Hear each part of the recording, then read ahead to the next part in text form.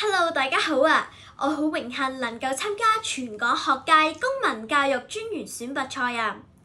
好感謝大會嘅悉心教導，讓我突飛猛進，成為咗一名雄心壯志、傳播正能量嘅小專員啊！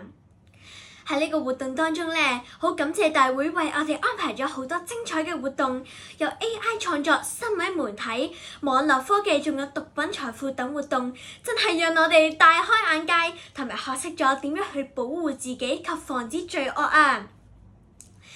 喺當中呢，我印象最深刻嘅就係 Mrs. Bali Wong 為我哋安排嘅國家安全及公民品格教育課程。喺呢個課程當中呢，我了解到祖國喺各方各面嘅發展同埋進步，我認識到國家安全嘅20個範疇，我明白咗維護國家安全嘅責任同埋公民應有嘅基本素養。Bali 仲分享咗佢自己嘅個人成長經歷，特別係聽到佢分享嘅電影事件，睇到佢而家對社會嘅影響，即時成為咗我心中嘅榜樣，激勵咗我要成為一名愛護國家、保衛香港，做一個充滿愛、充滿正義感嘅良好公民。所以我哋大家要一齊努力，讓我哋嘅祖國、我哋嘅香港變得更加美好。多謝大家。